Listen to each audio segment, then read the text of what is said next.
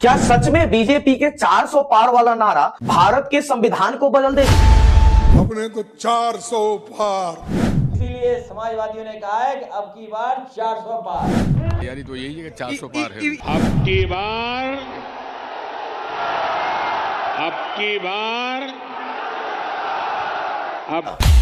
क्या सच में भारत हिंदू राष्ट्र बन जाएगा? नरेंद्र मोदी इस मुल्क में तारीख लिखना चाहते हैं। क्या तारीख लिखना चाहते हैं? कि मैंने इस देश को हिंदू राष्ट्र बना दिया। हमारा तीसरा कार्यकाल बहुत बड़े फैसलों का होगा। और क्या सच में भारत की आरक्षण सिस्टम को खत्म किया जाएगा? आरएसएस की सरकार देश में जब से आई है तब से देश में भारत के संविधान और आरक्षण और भारत के लोकतंत्र पर लगातार खतरा मंडरा रहा है। संविधान को बदले बिना जो है आरएसएस मानेगा नहीं, क्योंकि ये संविधान आज़ादी के नायकों ने बनाया था और आज़ादी में आरएसएस कहीं भी नहीं था, इसलिए संविधान उनको खटकता रहेगा। बहुत सारे विपक्ष और नेताओं का दावा है कि अगर बीजेपी 2024 इलेक्शन जीतती है तो उसका पहला काम संविधान संशोधन कर भारत के आरक्षण सिस्टम को खत्म करना। तो आखिर क्या सच्चाई है इसके पीछे और क्या विपक्ष का शक सही है या गलत? आइए जानते हैं आज के इस वीडियो में।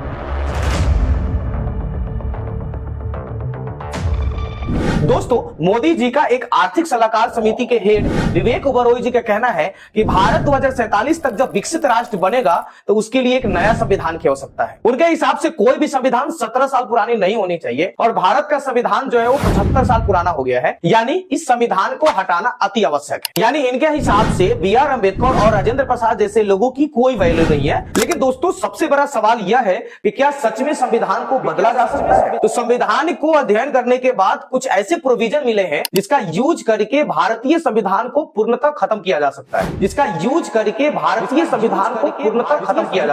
पहला कारण, अगर भारत के अंदर सिविल वार करवा दिया जाए, जैसे 2002 में गुजरात में हुआ था। अगर सेम 100 से ज्यादा अगर भारत के अंदर इस तरीके के वॉर हो जाते हैं तो फिर संविधान के अंदर एक प्रोविजन है जिसका यूज करके संविधान को पूर्णतः खत्म किया जा सकता है। दूसरा, अगर भारत के साथ पूरा इंटरनेशनल लड़ाई हो जाए, जैसे चाइना के साथ, पाकिस्तान के साथ परमाणु बम की स्थिति आ जाए, तो उस केस में भारत के संविधान को पूर्णतः खत्म किया जा सकता है। तीसरा रीजन, आप लोगों ने 1973 के सुप्रीम कोर्ट का फैसला सुना होगा केशवानंद भारती के बारे में। उसके अंदर सुप्रीम कोर्ट ने एक जजमेंट दिया था कि भारत के जो मूल ढांचा है, जैसे लोकतांत्रिक, लोगों का मौलिक अधिकार जैसे बहुत सारे लगभग 18-20 ऐसे रूल हैं जिसको आप बदल नहीं सकते। अगर पार्लियामेंट के अंदर उस सुप्रीम कोर्ट के फैसले को बदल दिया जाए तो फिर भारत के मूल ढांचा जैसे लोकतांत्रिक देश, भारतीय गणराज्य को बदल करके संविधान को खत्म किया जा सकता है। चौथा कारण, आर्टिकल 368 ये भारतीय पार्लियामेंट को अधिकार देता है कि भारतीय संविधान के अंदर कुछ अमेंडमेंट करके नया कानून या संविधान के अंदर कुछ बदलाव किया जा सकता है। अगर उसके अंदर कुछ प्रोविजन डाला जाए,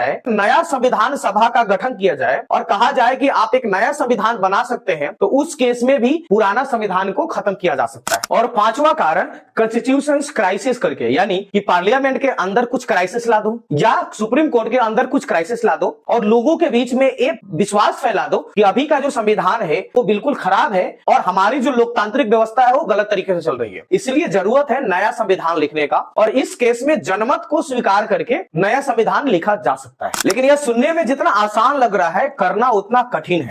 एक्सट्रीम मेथड्स जिसमें किसी भी देश का संविधान बदला जा सकता है। मैं कह रहा हूं again, one, civil war, extreme civil war, यानी गुजरात में जो हुआ वैसा पूरे देश में 100 गुना अगर होता है तो, पॉइंट नंबर 1।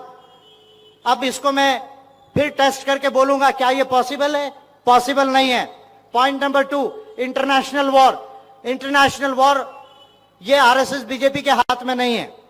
इंटरनेशनल वॉर हम आज कर नहीं सकते। No country can afford an international war, क्योंकि अगर इंटरनेशनल वॉर होता है तो कोई भी कंट्री जो है आधी पॉपुलेशन वाइप आउट हो जाएगी, पूरी धरती भी डिस्ट्रॉय हो सकती है। इसलिए इंटरनेशनल वॉर इजी नहीं है। थर्ड, 15 या 17 जजेस की बेंच को बैठाकर अगर केशवानंद भारती के डिसीजन का रिव्यू किया जाए और खुद जजेस इस कॉन्स्टिट्यूशनल इमोरलिटी में शामिल हो और वो कहे कि नहीं, बेसिक स्ट्रक्चर ये कॉन्स्टिट्यूशन का ये पार्ट नहीं है और अमेंडमेंट किया जा सकता है रेफरेंडम के आधार पर, तो ये तीसरी पॉसिबिलिटी है। आर्टिकल 368 को अमेंड करके जनमत कराना, जनमत के प्रोविजन को कॉन्स्टिट्यूशन में डालना, जैसे स्विट्जरलैंड के कॉन्स्टिट्यूशन में है। वैसा प्रोविजन भारत के संविधान में लाना और फिर कॉन्स्टिट्यूशनल क्राइसिस करके जनमत कराना, ये 4-5 मेथड्स है जिसमें एक्सट्रीम पोजीशन में हमारे देश का ही नहीं किसी भी देश के कॉन्स्टिट्यूशन को चेंज किया जा सकता है। ये मैं आप लोगों को डराने के लिए नहीं, आपको जागरूक करने के लिए कर रहा हूं। आपके हिसाब से इन विद्वानों द्वारा दिया गया ओपिनियन सही है या गलत, कमेंट में जरूर लिखिए और नीचे दिया हुआ लाल बटन को जरूर दबाइए, क्योंकि इससे आपको कोई फर्क नहीं पड़ता, लेकिन मुझे फर्क पड़ता है देश हित के लिए।